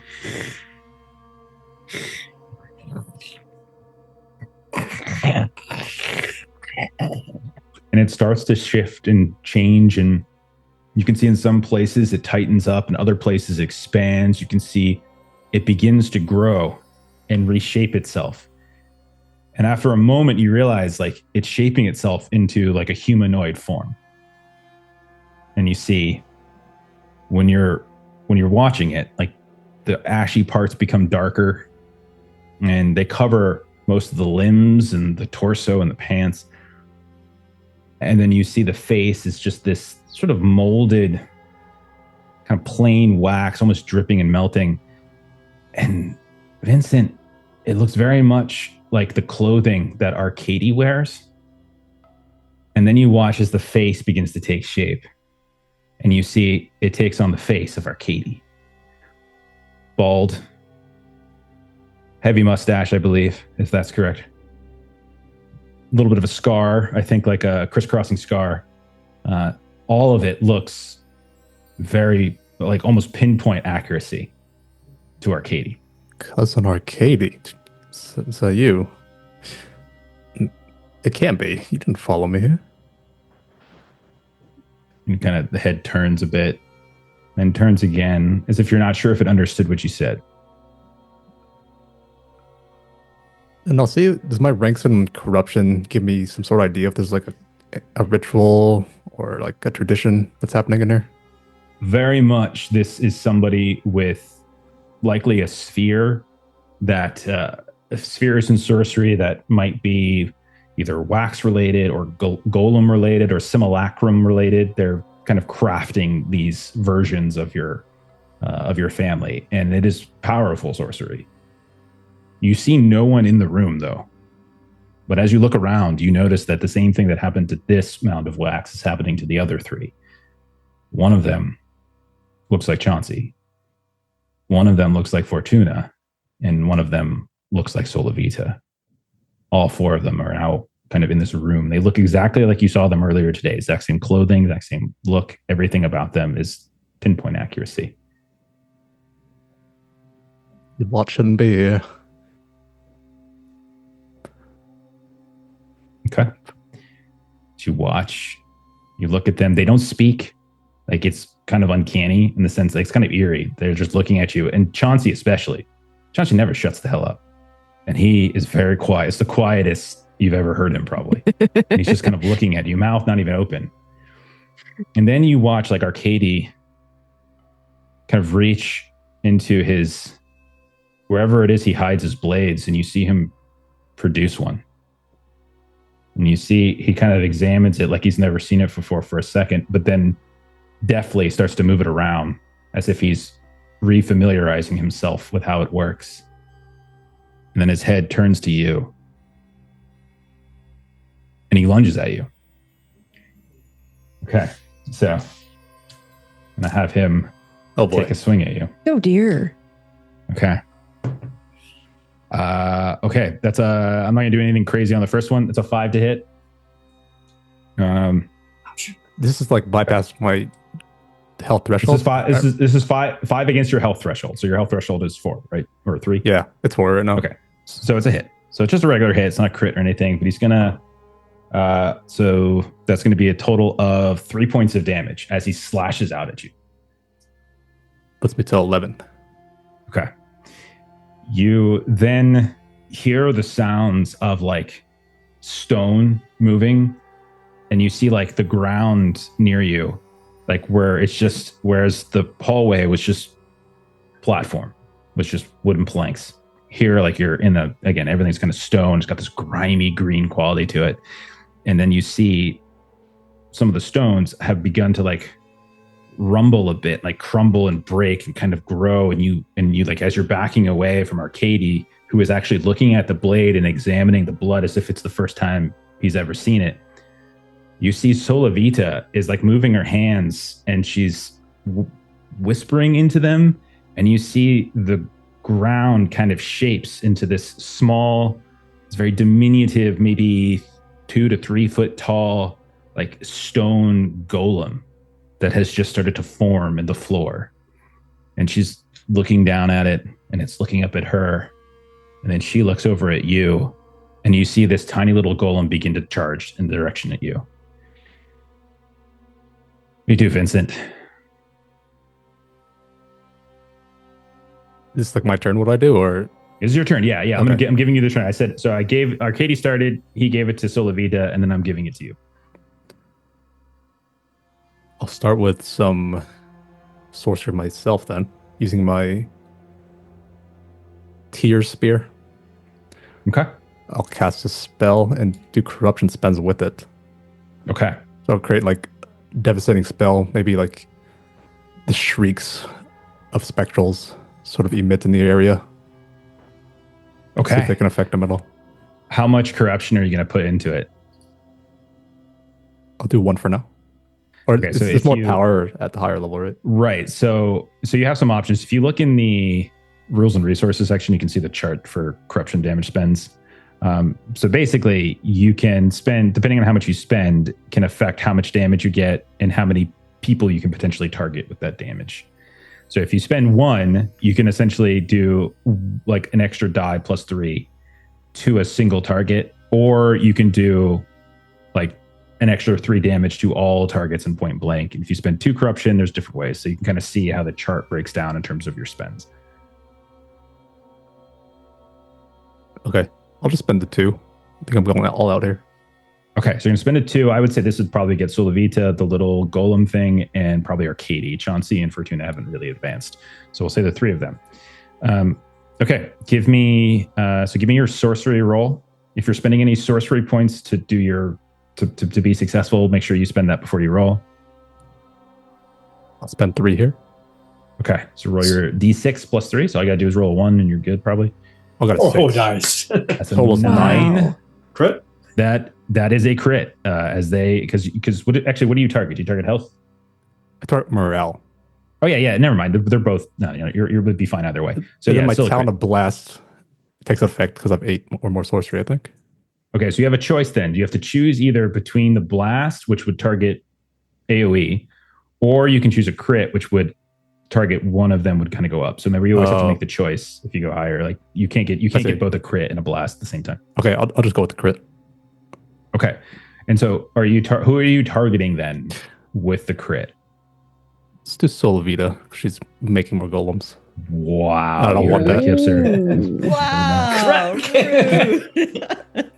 Sorcerer knows sorcery. I gotta take it out. Yeah. Yeah. And are you pumping your corruption in that as well? Because like you spent 2 corruption, so you can spend 2 corruption to just literally single target, just take Solavita down and probably in one big fell swoop. Or are you trying to kind of like just focus fire her and then have lighter damage onto like the golem and Arkadiy? I'll focus fire Solavita and have some splash damage. Sounds good. Okay. So then you would be doing, so I would say roll a d6 for your base damage first. Let's do that. And then we'll calculate the others. Oh, that's a shame. Oh, about 1. But you did spend 3 on your sorcery, so the minimum would have been 3. So that's 3 plus 1 is the default. So your base damage is going to be 4. Then since you got a crit on Solavita, roll a d6. Son of a bitch. oh my gosh. Okay. Unfortunately, that one does stay a 1. So she's gonna. So Solavita ends up taking the crit damage of 1, and then because you're trying to do a little bit of damage, total damage to all within point blank range, go ahead and roll 1d6 plus 3.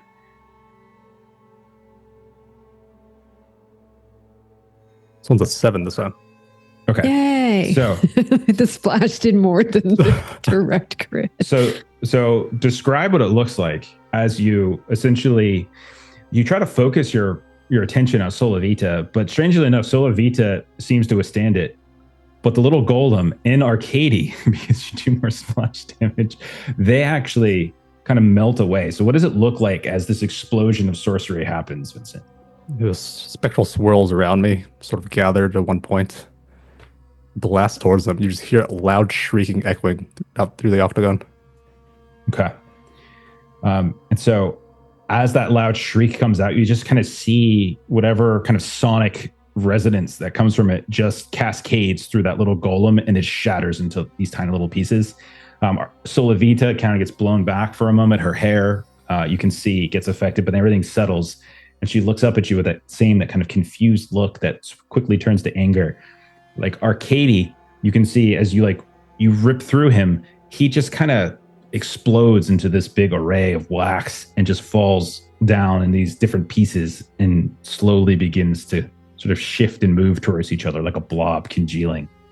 It's at this point, since then I have to internalize my corruption as well. Oh yeah, thank you. I forgot about that. Yeah, you're gonna internalize. Yeah. Okay, so you have to make a test. You have to make a health test with a difficulty equal to 3 plus the corruption points you spent. So difficulty of 5. So okay. And remember, you can this last time you can spend an investigation. Yeah, or you can spend health. You can literally spend health just like you would any other general ability to gain a plus to the roll. Does mean you are essentially taking damage voluntarily to increase the chances of your roll. But you can also make spends, an investigator's point spend to get just a flat plus 3. Let's see what I have. I could do a spirit sight set spend. Okay. That's okay.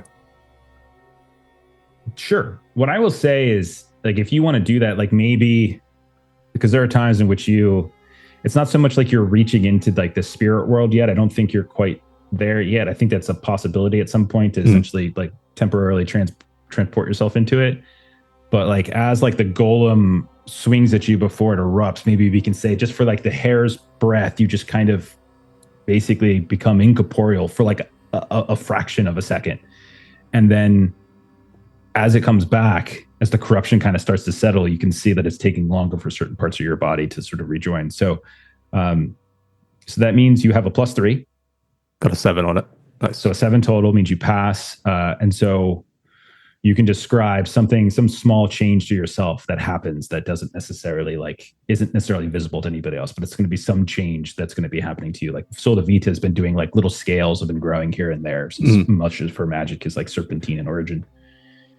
Yeah, I took one from before spending corruption in the first adventure, and that was like discoloration that happened on my fingers. So this one, I could just say that extends even more, like up to my hands, my palms. It just starts getting a bit darker. Okay, I like it. So that was your turn. So then Chauncey and Fortuna, you see their mouths open, but it's not words that come out. It's just this siren screech. And the two of them are both doing this basically. And you just hear, like, you're just kind of getting one ear, then the next ear. So they're both essentially going to make sway attacks against you, essentially trying to disorient you with this. The first one, we'll say Chauncey, that's going to be a 3. What's your morale threshold? Is it 3? Is that the meat? Okay. Okay, it hits then. Okay. Only 2 points, as I rolled really bad for Chauncey.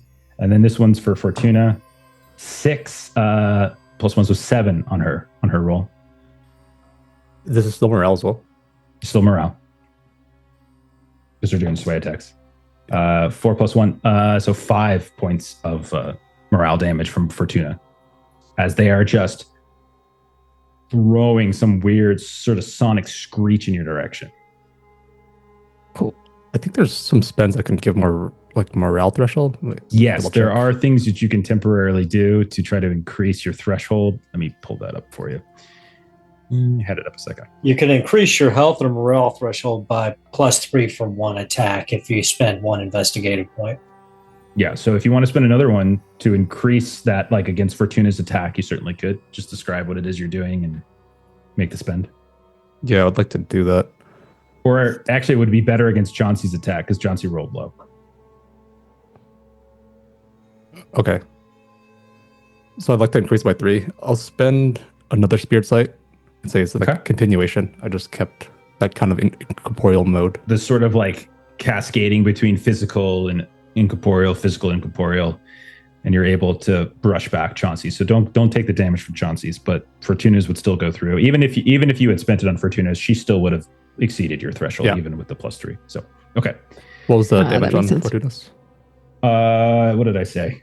Oh my goodness. Anyone remember what I said? 5 morale, I want to say. Wasn't that Chauncey's or? Oh, was no, it? Chauncey's was the lower of the two. Chauncey, I rolled a 1 on the damage. Oh, okay. Chat also says 5. 5. It was 5. 5 sounds good to me. I do have a 4 here, so that makes sense. So, okay. 5 it is.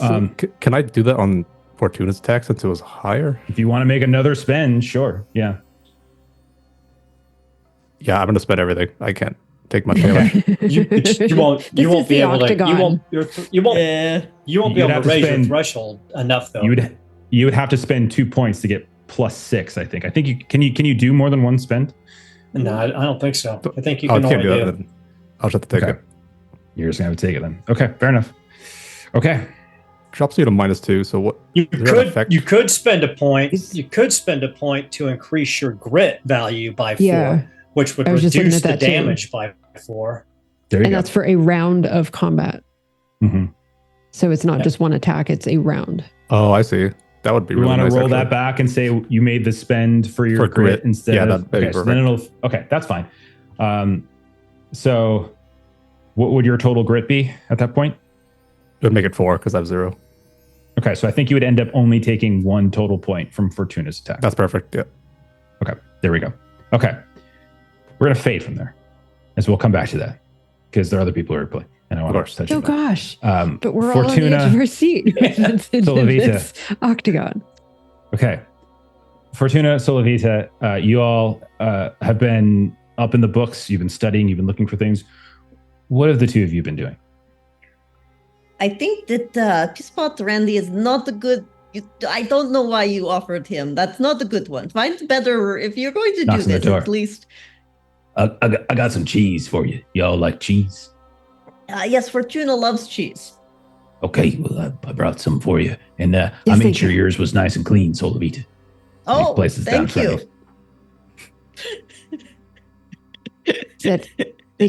Thank you. Thank you. Really, Randy? Fortuna? Yes, ma'am. He does a curtsy. Thank you, Randy. And then he backs up. And as soon as he's out of earshot, Fortuna is going to kind of like really pluck her tongue a little bit. He is a dear friend of Chauncey's. I would not want to hurt his feelings, or I do believe Chauncey would be quite disappointed in both of us. It's called lying. The advice that I gave him was actually good advice. I know no one thinks that I know anything about relationships of any kind, but it was actually good advice. Dear niece, you can do much better. But maybe get on just it, giggling though, in the corner in spirit. We did lose 3 members of the family in just one night, and well, multiple yes, that's on the why way, we take the may surviving children into the household. Well, it's just. Did you find anything in any of the? Or are we looking at I've been a bit information? distracted. Yes. Oh, by the way, we should probably hit Sag Harbor at some point, maybe not tonight, but tomorrow, to check out this new sailor crew that's apparently causing issue. But Jeff, so did we find any more information sort of about the history of the shanty and where it might have, when it came from, where it came from, etc.? You would, oh geez. Yeah. Not really. I would say it's a sea shanty. It's so those okay. Things, we're very they distracted, probably nattering at each other. So if we don't find anything, it's fine. Yeah, I don't think there's anything. Yeah, I don't think there's really anything extra you would be able to get. Looking at the statues, can we sort of get? They're hollow, so I think with the statues, Fortuna, since I knock on them, I think they're not there anymore. Maybe this is just like their shell, but they went back to wherever they came from. Is that what that means, niece? You know about these things. If a statue is hollow, does that mean that there was no soul to capture? Yeah, in a way, because normally when I don't turn living people to statues normally. Just FYI. We've discussed this before. Yeah. I only move them around because it makes you very red in the face. It's very funny. And then you go wag, wag, wag, wag, wag. As I do. As you do. But usually the mask remains. Like you can still feel that it's a whole person there, right? It's just like any of the statues around that are for our funerary services. They are full statues. That's why it took 3 or 4. That's why years ago it took like 3 or 4 to pull our ancestor out from beneath. Oh yeah, the hill. And Fortuna would look at these statues of like what they were like attired in, or if they had anything recognizable, since they were sort of frozen in time in the statue. And Fortuna, also, are they the same faces that attacked you? Because maybe they're duplicates. I would check that too. I would say they don't look like identical duplicates. They look like different people. They definitely look like different people. I must say I was shielding my head quite a bit from not getting attacked, but I do believe they look different. Okay. So looking at their clothing, they're all wearing kind of the same clothes. They look like sailors. They look like they really do. Like they're almost all of them that you've encountered thus far are barefoot in some way. You can see that they all have like kind of cut off leggings or rolled up leggings just below the knee in some cases. You can see that most of them are wearing like kind of some kind of tattered vest or some basic like heavy loose like tunic of some kind. And it's all ratty. Everything's ratty and old. A few of them, and I'll say one of the 2 statues here, again, you can see on one of their pieces of clothing, like a small like sash or something like that. You can see that symbol that has popped up a few times now, Fortuna, that you've seen now more and more, that's associated with the pirate King Falcone. I would say that the other thing you would notice if you're kind of spending time with like this, with the tattoos specifically, they definitely look like very crudely carved. They don't look like they're done by anybody with any real artistic talent of any kind. It certainly looks like they are pretty pretty poorly done. But Solavita, I would say, with your skills in sorcery, in corruption, you would recognize they are not just any old images. They are not there. This isn't just some random sailor tattoo that someone puts on their skin because it looked funny or it looked cool or it reminds them of something. You literally see a warding spell carved into their skin. In this case, the stone. Oh, okay. So this here, Solovita, you see, so the calculation that you would need for the sign to actually look like that requires, it's a sort of a warding thing, but what they would do would, and she'll go off into a in-depth explanation of the spell work, but also take like a rubbing of it with a piece of paper and a bit of charcoal or something. Easily done. Yeah, not a problem. Okay. We're going to check back in one more time with Arkadiy and Chauncey. Chauncey is drunk off his ass, but singing happily with a group of men and women sea shanties that started with yours, Chauncey, but then you started singing all these other ones. People started some other, like, some of them are like in languages that you're not even really familiar with, and they're like teaching you the cadence, and they're like farewell in the dew to you fair Spanish ladies, farewell in the dew, you ladies of Spain, and they're saying it over and over and over again, right? But Arkadiy, you are in the shadows, you're looking around, you've watched down that hall. Vincent hasn't come back out. The bartender hasn't done anything particularly suspicious. He just seems to be the bartender. But you feel at one point, Arkadiy, cold. Like, it's a humid, warm night. It's even hotter inside. There's smoke everywhere. Lanterns are glowing. But you feel like cold down your neck, down your arm. And then you see like your arm, as you're looking at it, is literally growing frost over top of it. And I'll tell you what happens. One sec. It's probably you're able to shake it off. That's a terrible roll. You're able to like kind of grab your hand and shake, and you can, as you're like moving your hand up and down, you can see like the little ice crystals that were forming begin to kind of flake down to the ground. And when you look up, you see that on the far side of the room, through that big throng of people that are singing shanties with Chauncey, you see a woman staring at you. You see a woman dressed in clothing that seems extraordinarily out of place for Eversink, but would be very in place for Luz Recht. You recognize the woman, probably. The face looks familiar. Think back in your history. Think back to what basically took you away from Luz Recht. Your somewhat botched assassination attempt of a very powerful mage.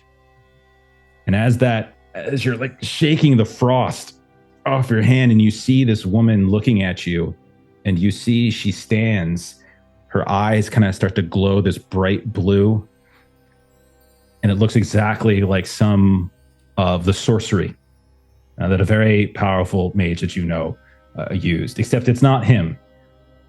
It looks, however, to perhaps be one of his apprentices.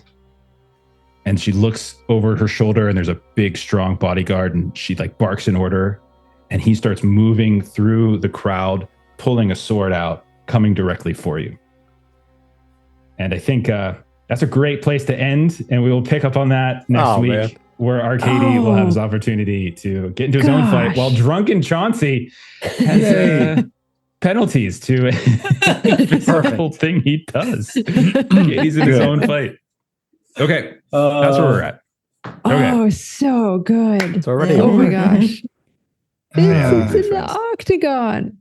So Vincent's in the octagon. Arkadiy's in a 1v2 because his dude is drunk and singing shanties. So Levita, Might be getting married to Randy. No, Yeah. better than that. Thank you. No, thank I you. will gladly propagate that as long as possible. Mrs. You don't know. Mrs. Pisspot. Oh, thank you. I have a little bit I more know how to higher quality pronounce you. standards than this. Thank you. Mr. and Mrs. Mr. Pisspot. Pot. Oh, Son of Mr. Mr. Pot Pisspot. just killed me. Oh, Mr. Pot. Oh, goodness gracious. Oh, Randy Pisspot, not my name at all, actually. I love. No, yeah, I'm not even called Randy. I don't know why he called me it, but I liked it. So I don't know, but I like it. Sounds good, Randy. Because I kind of am Randy if you think about it. Hey, how's it going? Oh, sorry, no, that's old Randy. New Randy. Curtsies. How you doing? Okay. He's slowly turning into Beetlejuice. Is basically what he's becoming. Yes. Oh, God. Well, He's got the old ratty Stalker. suit. Yeah, he's pretty creepy. All right. That's it for us tonight. Let's do some closing plugs and then we will get on out of here. I'm going to throw it over to Aaron. Aaron, what do you got going on over at Garblag Games these days? Well, over on Garblag, you can check out the Garblag Games YouTube channel. And on Tuesday, you can find Pete, Mr. Garblag himself, continuing to run the OSR 3rd edition Hyperborea game, where, is weird science and high fantasy meet. So it's a lot of fun. And then on Thursday, Lewis will be back with some more The One Ring as his dwarves continue their plunge into Moria. Then coming up in March, we'll be back on Wednesdays for some Judge Dredd. And once Lewis finishes his One Ring run, Ben will be taking over with some Otherscape. I know you're. I'm going to play in that game. Well, that's great because sometimes it should be fun. I'm targeting I'm thinking we're going to run Serpentine maybe to end of spring, start of summer, and that's perfect timing for when I think Legend in the Mist is going to be coming out. So we could make a conversion over to that. And that means 4 of us would be pretty familiar with the system at that point. So that's an option. We'll talk about that later when we get closer. But that is an option. So cool. Awesome. All right. Let's do some other plugs. Let's talk about Huckleberry. Our dear friend Steven has been making a game. If you like cinematic action, horror, Western, go to huckleberryrpg.com or look it up on DriveThruRPG. You can find it there as well. And got some updates coming very soon next month. He's got some big updates, especially if you're a trail boss, which is the Huckleberry term for a GM. And what else? And then you can always hop into our Discord and ask any questions you want and talk a little bit about. Find other people to play with maybe as well, which would be awesome. As for our streams, next is tomorrow night, where Aaron he comes into the top left corner and he runs us through some Dragonbane. I think we're gonna probably die to demons. I feel like that's ordained. Yeah, guys came. It was a pretty good fight last time. It was pretty close. It was really close. Yeah. Outskirts been rough, right? We got our asses kicked twice. We gotta be careful. I need to stop finding demons. Stop casting Dispel. Just stop. Forget that spell. Saved you from being a dog. That is true, but there's nothing wrong with being a dog. A wolf. Teach their own. Be a fun wolf. A wolf that makes goat sounds. Truly would have had her dog if you wouldn't have done that. Yeah. Okay. This is true. Then Saturday, we're back to Han Cluster. We started it last week. It's a new space sci-fi game using Savage Worlds coming out to backer kit next month. Friend of the channel, Tracy Sizemore, is the designer of that. So come watch us play through a couple preview adventures of that before it goes to crowdfunding. Monday, speaking of Otherscape, you can see the top row of our stream here playing through our Otherscape campaign, our down in Arizona Bay. And then Tuesday, Kipser, you got your stuff, right? I did. I finally got it in the mail this morning. Sweet Revenge physical copy. We are almost a third of the way through the campaign already. Awesome. Catch up. And we're in Pixie Land. Yes, it's a lot of fun. And, it's been fun. Yes, we've been hit a few times, and our perilous princesses are dealing with the Rat King nest, which may or may not kill them, but we have backups. Hey, we saved a Always glowworm. totally going to kill somebody. And It's really safe and charming and not at all dangerous and spooky. hey, I get to be a pretty princess, and You that's do. really my only goal in life. So Yes. So pretty, so unconventionally pretty. Oh, Aaron plays like the best friendly characters. Yeah, Aaron's friendly Yeah. characters are so good. they're aggressively friendly, which is They're aggressive. absolutely amazing. So It's good. pretty fantastic. We're best friends now. okay, we're best friends. Jeez, okay, fine. All right. Okay. Then let's go ahead and raid. We're gonna raid Insomnia Night RPG. They're playing through some kind of one shot. So let's go see what they're doing. Have a great rest of your night. Come back tomorrow. We'll see y'all later. Bye bye. Yeah. Good night. Arrivederci.